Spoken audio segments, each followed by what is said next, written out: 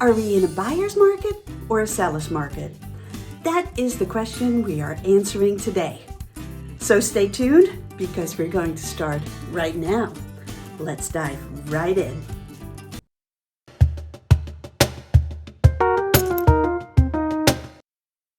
Are we in a buyer's market or a seller's market? That is the question we're answering today. Welcome to Fayette and Peachtree City Homes and Lifestyles. I'm Daphne Bousquet with Berkshire Hathaway Home Services Georgia Properties, and let's answer that for you today. Before we answer that question, we first have to know, how do we determine that? What are the criteria that make it a buyer's market or a seller's market? Well, let me tell you, it is a buyer's market when we have more than 6 months of inventory, and a seller's market when we have less than 6 months of inventory. And around 6 months is kind of a neutral market. And we also have to talk about absorption rates. That is, how fast are the houses that are on the market absorbed into the market. So if you have more than a 20% absorption rate, it's a seller's market. Less than 15 is a buyer's market. And between 15 and 20, it's a neutral market. So we'll look at Fayette and Peachtree City to determine whether we are in a buyer's market or a seller's market.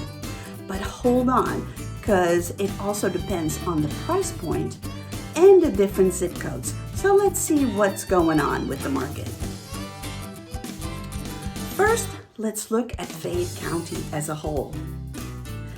On average, over the last 6 months, 142 and a half houses were sold per month.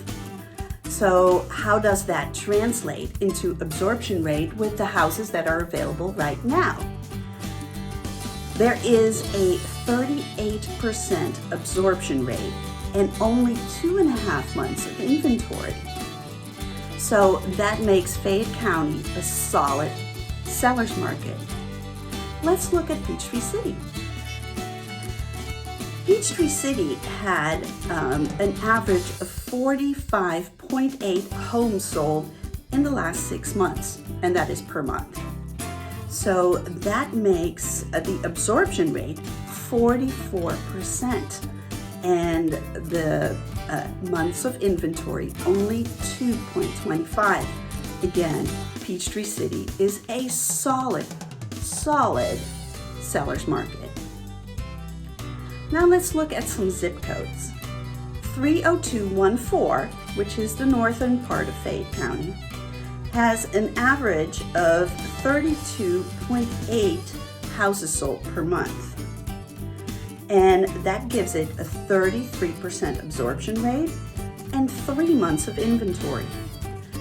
30214 is a solid seller's market. Now let's look at 30215. 30215 sells an average of 46.1 houses per month. That gives it a 34% absorption rate based on the houses that are available right now, and a 2.9 months of inventory.